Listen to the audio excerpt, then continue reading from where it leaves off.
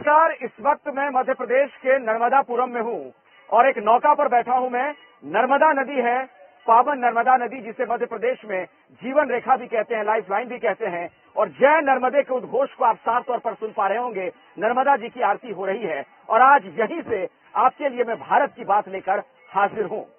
आज पूरे देश में सबसे ज्यादा जो चर्चा हो रही है, एक नाम जिसकी चर्चा सबसे ज्यादा है, वो है संजय सिंह। सोशल मीडिया से लेकर अखबार और टीवी चैनल तक सिर्फ यही नाम सुर्खियों में है, संजय सिंह का। आम आदमी पार्टी के वो सांसद हैं संजय सिंह, जिन्हें ईडी ने शराब घोटाले मामले में 10 घंटे की पूछताछ के बाद गिरफ्तार कर लिया था। गिरफ्तारी के वक्त भी संजय सिंह ये कहते हुए घर से निकले कि उन्हें मंजूर है कि उनकी गिरफ्तारी हो जाए, लेकिन वो डरेंगे नहीं, झुकेंगे नहीं। आज भारत की बात में मेरे साथ आप देखिए सुल्तानपुर के संजय की पूरी कहानी।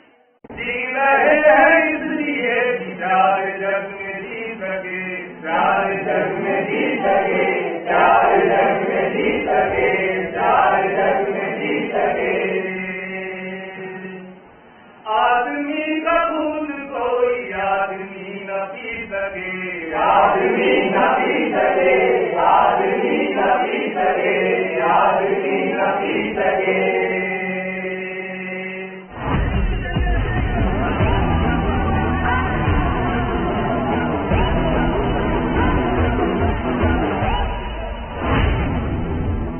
भारत माता की इंकलाब। देश का नेता कैसा हो? मैंने पूरा जीवन एक थक्कड़ की तरह ईमानदारी से बिताया है।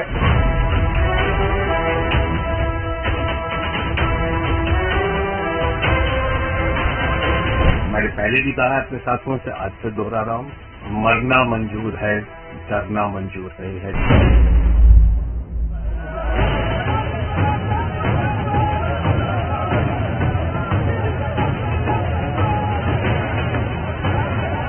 दादागिरी से अगर देश चलाना चाहते हैं, तानाशाही से चलाना चाहते हैं, सबको जेल में डाल दीजिए, बंद कर दीजिए विपक्ष।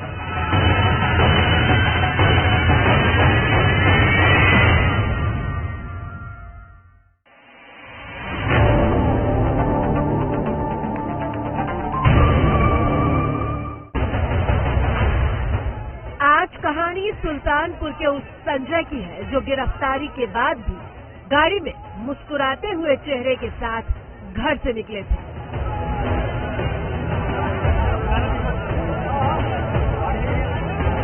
आज कहानी यूपी के सुल्तानपुर से ताल्लुक रखने वाले उस संजय सिंह की है जो गिरफ्तार होने के बाद मां से कह रहे थे कि घबराओ नहीं, जल्दी आ जाऊंगा। पैसे का जो ट्रेन है, पैसा इधर सुंदर की बात है, पैसे के लेनदेन को हिम्मत से रहो। मैंने कहा था आराम से जाओ देश में, और जब तक दुनिया कायम है, जो सही राह पर चला है, काम यही हुआ है, जयप्रकाश गए, रामलोल लोहिया गए, चंद्रशेखर गए, क्या घबराना है, जाओ। हालांकि इस गिरफ्तारी को सरप्राइज बिल्कुल नहीं कहा जा सकता, क्योंकि आम आदमी पार्टी के राज्यसभा सांसद संजय सिंह लगातार जांच एजेंसी प्रवर्तन निदेशालय यानी ईडी को ललकार रहे थे। तो सबसे पहले मैं कहना चाहता हूं कि क्या ईडी बिग बॉस का घर है कि आपने एक मंत्री को जबरदस्ती पकड़ के 10 दिन की रिमांड लेके उनको अपने गिरफ्त में रखा हुआ है। संजय सिंह जो पोस्टर लगाकर खुद ईडी को चुनौती दे रहे थे। ईडी का इस्तेमाल करके पिछले 8 वर्षों में 3000 छापे विपक्ष के नेताओं पे मारे गए और मात्र 23 लोगों को ईडी कन्विक्ट कर पाई, मात्र 0.5%। पिछले कई महीनों से ईडी और संजय सिंह के बीच छिड़ी रार की मिसालें बार बार देखी जा रही थी। इतिहास में पहली बार ईडी ने माना है, स्वीकार किया है कि मेरा नाम गलती से चार्जशीट में डाल दिया। ये क्या मजाक है?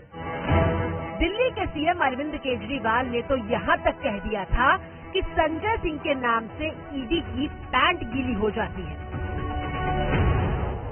प्रधानमंत्री कार्यालय ने बोला कि संजय सिंह का नाम डालो, उन्होंने संजय सिंह का नाम डाल दिया। उनको ये भरोसा नहीं था कि संजय सिंह ईडी को भी धमका देगा। ईडी पूरे देश में नोटिस जारी करती है, जिसको नोटिस मिलता है उसकी पैंट गीली हो जाती है। संजय सिंह ईडी को नोटिस जारी करते हैं और जब ईडी को नोटिस जारी करते हैं तो ईडी की पैंट गीली हो जाती है। संजय सिंह सिर्फ आम आदमी पार्टी के सांसद नहीं है, वो आम आदमी पार्टी की रीढ़ की तरह काम करते हैं और केजरीवाल के सारथी की तरह। न जो झुके न जो दबे न जो मिटे न जो, हम वो इंकलाब हैं, जुल्म का जवाब है, हर शहीद हर गरीब का हमें तो ख्वाब है। आम आदमी पार्टी की बहुत प्रमुख हस्ती हैं। आप आज से नहीं, जब से भ्रष्टाचार विरोधी आंदोलन चल रहा है उस वक्त से मैं संजय सिंह को सुन रहा हूं। उत्तर प्रदेश में आम आदमी पार्टी के विस्तार के केंद्र में संजय सिंह हैं। पंजाब में आम आदमी पार्टी जो जमी है उसमें शुरुआत में संजय सिंह की जबरदस्त भूमिका है। आम आदमी पार्टी की ऐसी कोई राजनीतिक गतिविधि नहीं है जिसमें संजय सिंह की प्रमुख भूमिका न हो, इसीलिए संजय सिंह आम आदमी पार्टी की रीढ़ है। संजय सिंह भारतीय राजनीति में एक बड़ा चेहरा बन चुके हैं, ऐसा चेहरा जो विपक्ष की राजनीति का बहुत बड़ा केंद्र है, और वो इसलिए क्योंकि आम आदमी पार्टी के संजय सिंह की गिनती मोदी सरकार के खिलाफ सबसे आक्रामक हमला करने वालों में होती है। प्रधानमंत्री जी, आप तड़पो मत। इतना ही ज्यादा अगर मुझे फंसाने का आपने ठान लिया अपने मन में, तो एक फोन करके बता दो कि भाई मुझे कुछ मिल तो नहीं रहा है तुम्हारे खिलाफ, लेकिन मुझे तुम्हें जेल भेजना है। भेज दो जेल, हम चले जाएंगे जेल। सड़क से लेकर संसद तक संजय सिंह जब विरोधियों के खिलाफ हुंकार भरते हैं तो उनके तर्कों की काट किसी के पास नहीं होती।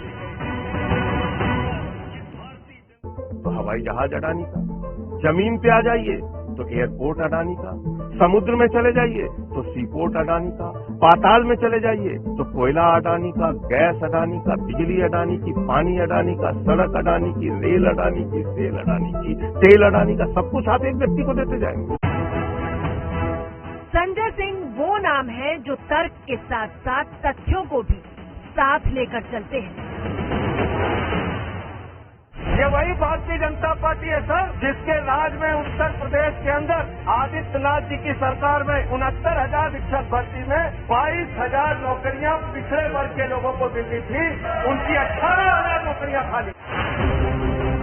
और इसीलिए संजय सिंह की पहचान, उनका कद सिर्फ आम आदमी पार्टी तक नहीं है, विपक्ष की तमाम पार्टियां उनकी राय से इत्तेफाक रखती हैं।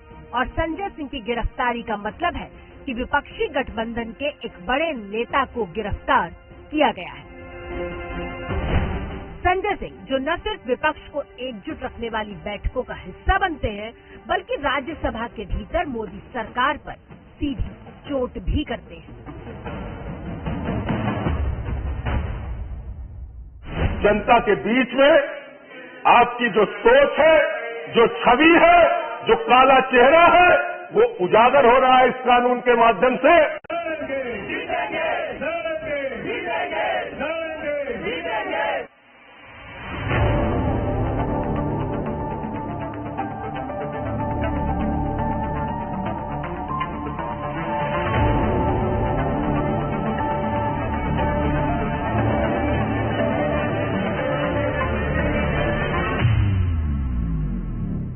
संजय सिंह का कद, उनका व्यक्तित्व, उनकी पहचान दूसरों से अलग क्यों हो जाती है, उसके लिए हम आपको देश की संसद के भीतर उनकी मौजूदगी से रिश्ता रखने वाला एक आंकड़ा दिखाते हैं। संजय सिंह 8 जनवरी 2018 को राज्यसभा सांसद चुने गए थे। मैं संजय सिंह जो राज्यसभा का सदस्य निर्वाचित हुआ हूं, ईश्वर की शपथ लेता हूं कि मैं विधि द्वारा स्थापित भारत के संविधान के प्रति सच्ची श्रद्धा और निष्ठा रखूंगा।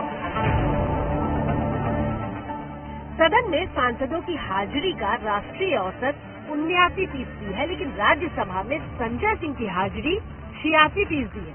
सदन में होने वाली बहस में हिस्सा लेने का राष्ट्रीय औसत 98 है, लेकिन संजय सिंह 218 बहस का हिस्सा बने हैं। सदन में सवाल पूछे जाने का राष्ट्रीय औसत 259 है, जबकि संजय सिंह राज्यसभा में 479 सवाल पूछ चुके हैं। मैं आपके माध्यम से इस सरकार से पूछना चाहता हूं हमारा अपराध क्या है आज आप बताइए। हमारे जुल्म की किस अपराध की सजा हमें दे रहे हैं आज बताइए इस सभा में मान्य। लेकिन जब से वो सांसद बने तब से वो राष्ट्रीय राजनीति के फलक पर भी छा गए। राज्यसभा में जिस तरह वो तमाम सारे मुद्दों पर बोलते रहे, तमाम जनहित के मुद्दों को उठाते रहे, भ्रष्टाचार के तमाम सारे सवालों पर वो सरकार को घेरते रहे, कुछ उस शैली से वो सदन में उनका आचरण रहा। इस वजह से उनको कई बार सदन से निलंबित भी होना पड़ा। मणिपुर मामले में संजय सिंह ने सभापति की कुर्सी के सामने पहुंचकर विरोध किया था और इसके बाद उन्हें पूरे मॉनसून सत्र के लिए निलंबित कर दिया गया था। निलंबन के बाद संजय सिंह सदन के बाहर ही धरने पर बैठ गए थे। और आज हिंदुस्तान की जनता के मन में सवाल है कि संजय सिंह नाम वाले इस नेता की पूरी कहानी क्या है। अक्सर सफेद कुर्ते पायजामे में देखे जाने वाले 51 साल के संजय सिंह की जड़ें कहां से हैं और हिंदुस्तान की राजनीति का बड़ा नाम बनने से पहले वो क्या था।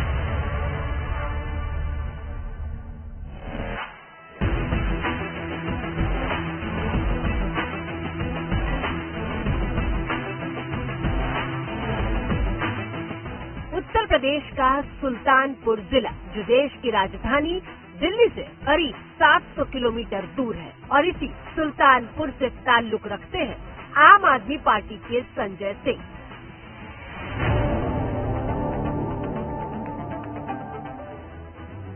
संजय सिंह का जन्म यूपी के सुल्तानपुर में हुआ। उनकी मां और पिता दोनों शिक्षक थे। सुल्तानपुर के लोगों के लिए संजय सिंह गुड्डू नाम से जाने जाते थे। संजय के माता पिता ने 12वीं की परीक्षा के बाद उन्हें इंजीनियरिंग की पढ़ाई के लिए ओडिशा भेज दिया था। ओडिशा से कोल माइनिंग में डिप्लोमा लेने के बाद संजय सिंह वापस लौटे थे। धनबाद में नौकरी भी ज्वाइन कर ली थी, लेकिन कुछ अलग करने की सोच रखने वाले संजय का मन रमा नहीं और वो घर लौट आए। इसके बाद संजय सिंह का समाज सेवा वाला सिलसिला शुरू हुआ। वो रेहड़ी पटरी वालों के लिए लड़े, समाज सेवा केंद्र भी खोला, रक्तदान शिविर भी चलाया। खुद संजय सिंह 40 बार रक्तदान कर चुके हैं। संजय सिंह सुल्तानपुर में समाज सेवा का काम कर रहे थे और फिर दिल्ली में सूचना के अधिकार को लेकर एक बड़े आंदोलन की नींव रखी गई। इस आंदोलन की आवाज सुल्तानपुर तक भी पहुंची। संजय सिंह आरटीआई एक्टिविस्ट के तौर पर काम करने लगे और फिर एक दिन अरविंद केजरीवाल संजय सिंह से मिलने के लिए सुल्तानपुर पहुंचे। साल 2010 जब अन्ना हजारे ने जंतर मंतर पर धरना देने से लेकर रामलीला मैदान में अनशन किया, संजय सिंह को मंच संभालने की जिम्मेदारी मिली। संजय सिंह ने इसके बाद पीछे मुड़कर नहीं देखा। भारत माता की, इंकलाब, आम आदमी।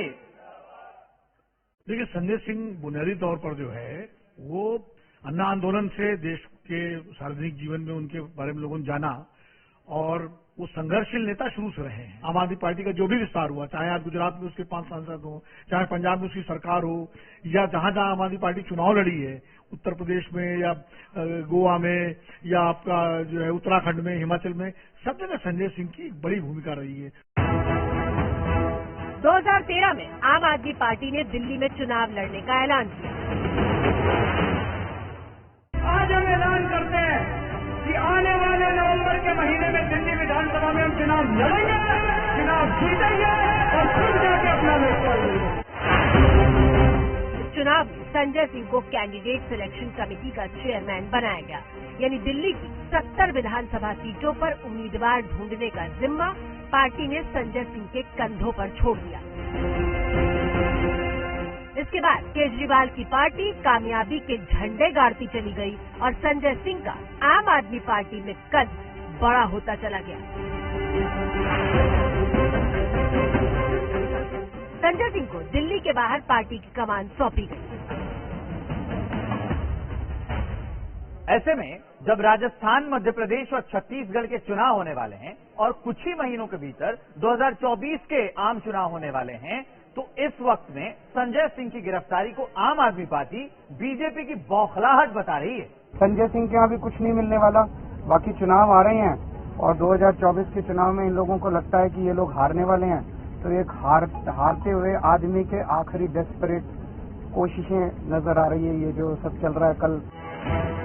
आम आदमी पार्टी के राज्यसभा सांसद संजय सिंह राजपूत बिरादरी से आते हैं। मध्य प्रदेश और राजस्थान में राजपूत वोटरों का खासा प्रभाव है, इसलिए संजय सिंह की गिरफ्तारी चुनावी मुद्दा बन सकती है। और आखिर संजय सिंह के बारे में दो बातें कही जाती हैं। पहली ये कि वो हार नहीं मानते और दूसरी ये कि वो राजनीति में नहीं होते तो शायद गायक होते।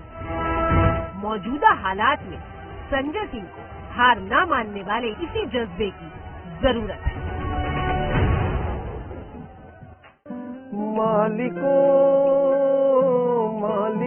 मजूर के, नौकरों हुजूर के, फर्क को मिटाएंगे, समानता को लाएंगे। भारत की बात में आज मेरे साथ फिलहाल इतना ही। आगे जगविंदर पटियाल के साथ जरूर देखिए पब्लिक इंटरेस्ट। खबरों की तह तक जाना।